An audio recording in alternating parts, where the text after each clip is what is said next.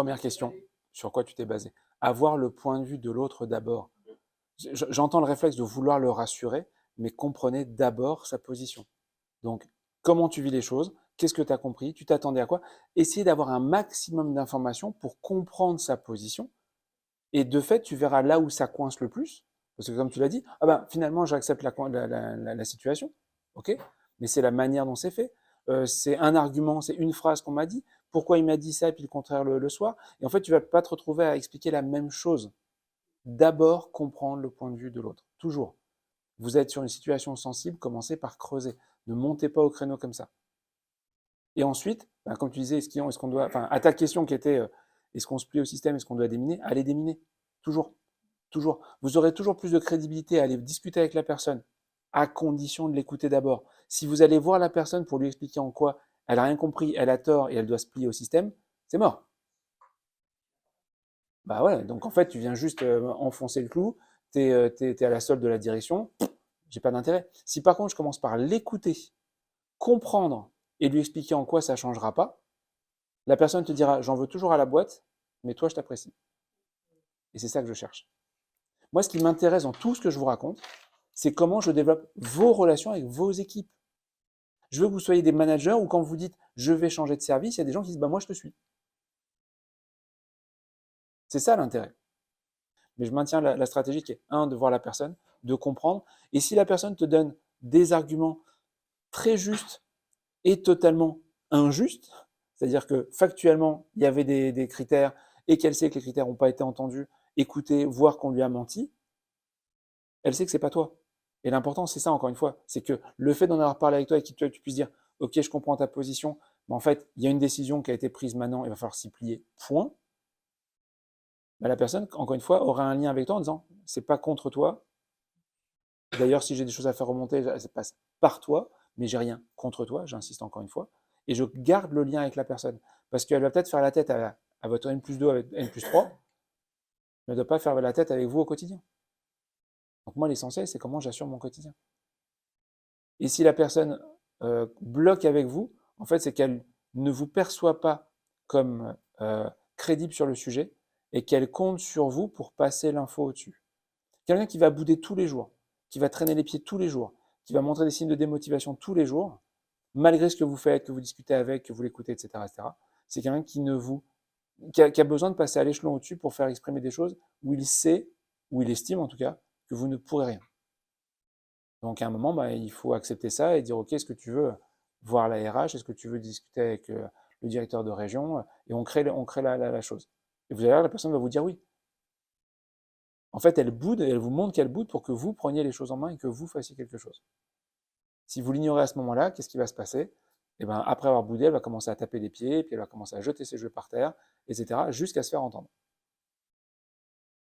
Il y a des gens qui vont venir à votre bureau en tapant la porte en disant est-ce que je peux avoir un rendez-vous avec le directeur régional parce que cette décision ne me plaît pas du tout, froidement, calmement.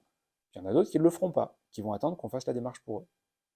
Dans le changement, quand vous changez quelque chose, la première difficulté, c'est la résistance au changement des autres.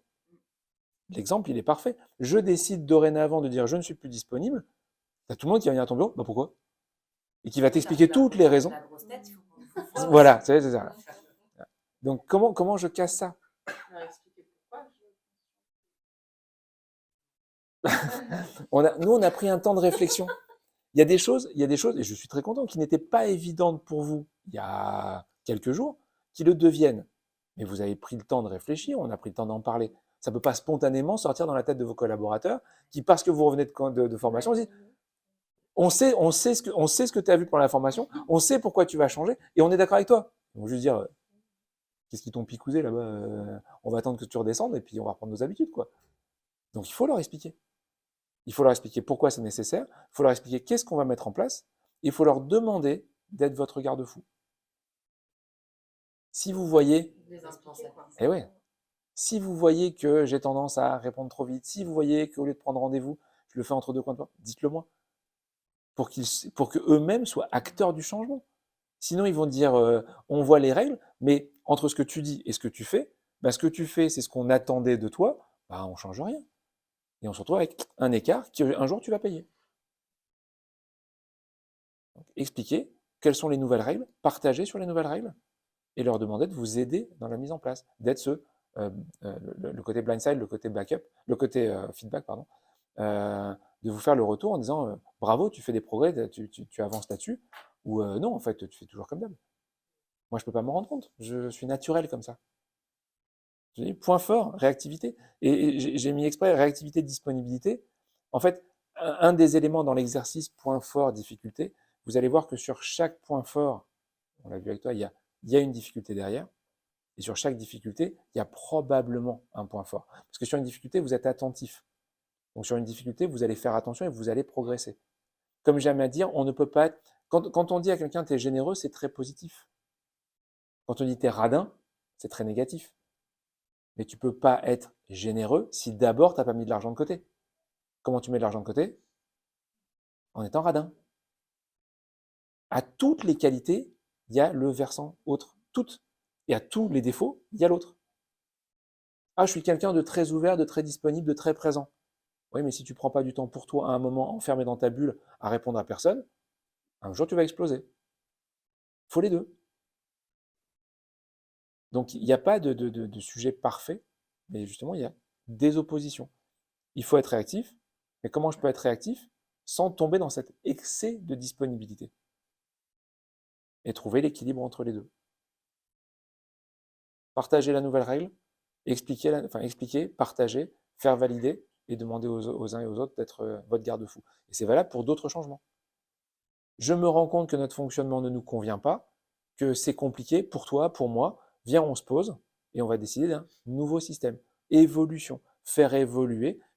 Et comme je disais, vous devez être à la fois le gardien des règles en place, c'est la règle, c'est comme ça, et en même temps celui qui prend de la hauteur pour dire peut-être qu'il faut faire évoluer la règle pour éviter d'être à la rupture. Et comment on fait évoluer les règles? Souvent, c'est justement des points d'achoppement, des choses où on sent que ça coince un peu, où il faut avoir l'intelligence de dire, en fait, c'est difficile, c'est dur, bon, il y a un truc qui ne va pas. Ça doit être facile. Puisque si on fait quelque chose régulièrement, ça doit devenir facile. Si ça continue à être dur, bah, peut-être qu'il faut faire autrement. C'est le meilleur indicateur.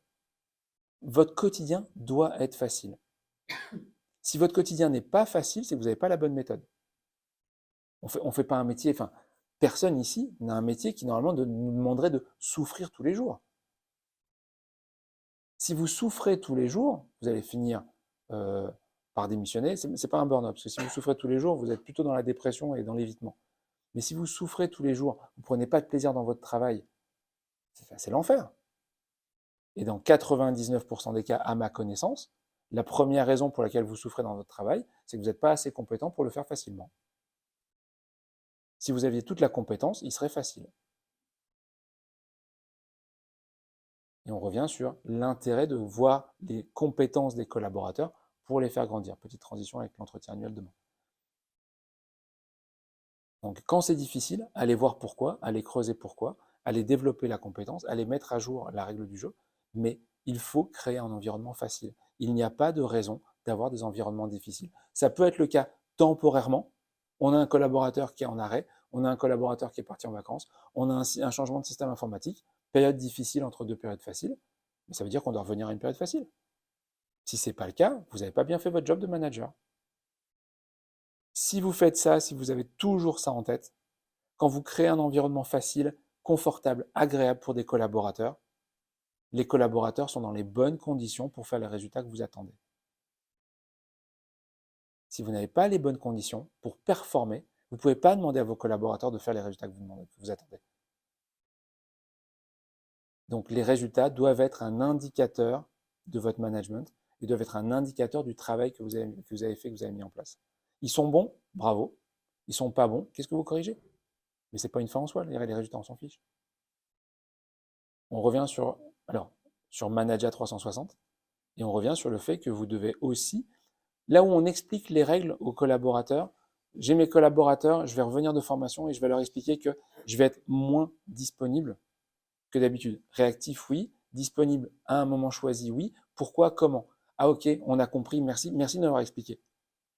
Ce qui vous empêche de le faire avec le manager qui a une autre culture et qui n'a pas compris les choses. C'est exactement la même chose. Et tous les exemples que j'ai pu donner, s'ils vous parlent et qui résonnent particulièrement, et vous êtes capable de les répéter à quelqu'un, allez-y. Il n'y a pas de droit déposé. Hein. Je vous autorise à dire tout ce que j'ai raconté. Prenez les exemples, prenez tout ce que je vous ai raconté. Parce que si ça permet à quelqu'un de comprendre et de s'aligner avec vous pour aller vers du mieux, faites-le. Si vous ne le faites pas, tu vas être en bras de fer permanent entre ce que tu dis à tes équipes, ce que tu penses et ce que tu fais. Tu vas être totalement désaligné et après tu vas finir chez le kiné. Ça, c'est au mieux. Ça peut être pire. Ouais. Ça peut être pire. La crédibilité, enfin le charisme, on estime que le charisme, c'est l'alignement entre ce qu'on ressent, ce qu'on aime et ce qu'on pense. Et ce qu'on fait d'ailleurs. Si on n'est pas aligné, vous n'êtes pas charismatique. On va sentir qu'entre ce que vous dites et ce que vous pensez, il y a un truc qui n'est pas clair. Quelqu'un qui est passionné et qui est passionnant, c'est parce que généralement, il est aligné entre ce qu'il dit, ce qu'il fait, ce qu'il pense. Voilà. Et c'est facile, c'est rassurant. Dès que je sens que entre ce que tu me dis et ce que tu fais, il y a un truc qui n'est pas net, et je vous rappelle que comme nous sommes les descendants des lâches, on passe notre temps à s'inquiéter. Donc dès qu'il y a un truc qui n'est pas clair, qui n'est pas net, je vais m'inquiéter. Et donc si je ne suis pas aligné, mes collaborateurs vont s'inquiéter. Et s'ils s'inquiètent, ils se mettent en défense, ils se mettent en retrait. Donc ils ne performent pas. Donc si je ne suis pas aligné avec mon manager, ou que je ne suis pas aligné moi à cause de mon manager, tu auras des problèmes sur tes résultats. Et comme tu auras des problèmes sur tes résultats, ton manager va te tomber dessus. Donc il est important de s'aligner avec le manager. Les résultats sont importants, mais comme indicateur de votre performance, de vos succès, de votre réussite. Un enfant qui a une mauvaise note, c'est un indicateur de sa capacité à travailler. Si je tombe dessus, je dis améliore tes notes, c'est important. Dire on est d'accord.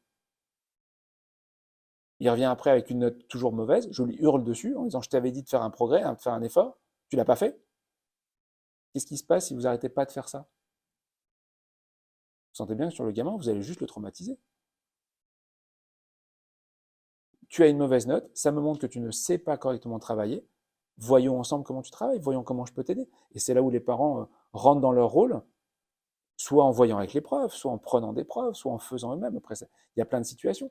Mais si je me contente de dire ah ta note elle est pas bonne, il faut qu'elle progresse, j'aide rien, j'aide personne, ça va vite s'arrêter. C'est un indicateur de la méthodologie et ça me permet de savoir à quel moment je dois intervenir pour corriger les choses et à creuser pour savoir comment faire. Et d'ailleurs, avec l'enfant, je vais avoir différentes méthodes en fonction des sujets. Si ma fille, elle est en sixième, elle est en terminale, elle fait des études supérieures, il y a des options différentes.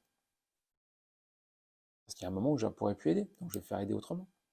C'est pareil. Donc intéressez-vous aux résultats, analysez le résultat, mais pour comprendre comment l'autre travaille et comment vous pouvez l'aider à travailler mieux. S'il travaille mieux, les résultats vont suivre.